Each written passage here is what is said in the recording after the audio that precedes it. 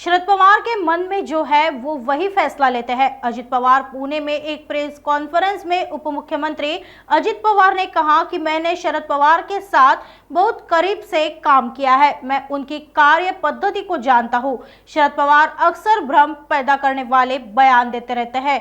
शरद पवार के मन में जो है वो वही फैसला लेते हैं, वो किसी की नहीं सुनते। पवार साहेब त्यांचा स्वभाव ते म्हणतील तेच ते ऐकतात, ते कुणाचं ऐकत नाही। मागे देखील आम्ही सांगायचो की बाबा तुम्ही एखादी सभा घ्या, जे लीडर लोक करतात, बाळासाहेब ठाकरे एक प्रेस घेतात आणि संध्याकाळची सभा, अशा पद्धतीनं आम्ही बऱ्याचदा सांगितलं, पण ते कुणाचं ऐकत नाही। त्यांना पाहिजे ते करत असतात आणि तो त्यांचा स्वभाव आहे, तो बदलणं शक्य नाही।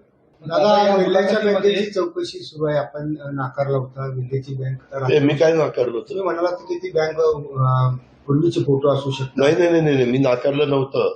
तिथं सीसीटीव्ही कॅमेरे प्रत्येक बँकेमध्ये आहे, तर तिथंही सीसीटीव्ही कॅमेरे असण्याची दाट शक्यता आहे, कारण तालुक्याच्या ठिकाणची ती बँक आहे, त्याच्याबद्दल त्याची चौकशी करावी, पाहणी करावी। त्याच्यात दोन्ही अर्थ निघू शकतात, मागचे पण फोटो दाखवू शकतात किंवा ऍक्च्युअली काय घडलं ते तर सीसीटीव्ही कॅमेऱ्यात पाहायला मिळेलच। काही माझ्या नावाने कापू नका, अजिबात नाही।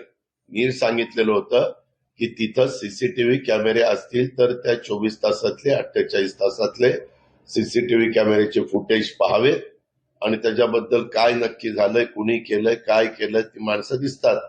जर केलेलं असेल तर कोण आहे त्याच्या मागचा सूत्रधार हेही कळेल, नसेल केलं तर त्याच्यातला अर्थ दुसऱ्या मुलाखतीमध्ये पवार साहेब असे म्हणतात की पोलोच तुम्ही जे सातत्याने म्हणतात की पोलो ज्यावेळी शरद पवारांनी तो केलं होतं त्या पद्धतीची आत्ताची परिस्थिती तशी। आता शरद पवार ते नाकारतायत, कारण त्यावेळी भाजप नव्हता, जनसंघ होता आणि सगळ्या पक्षांनी आपले झेंडे बाजूला ठेवून एक सरकार स्थापन केलं होतं। जनता पक्ष होता त्यावेळेस, जनता पक्षाचे 100च्या पेक्षा जास्त आमदार निवडून आले होते, जसं आता भाजपचे आलेले।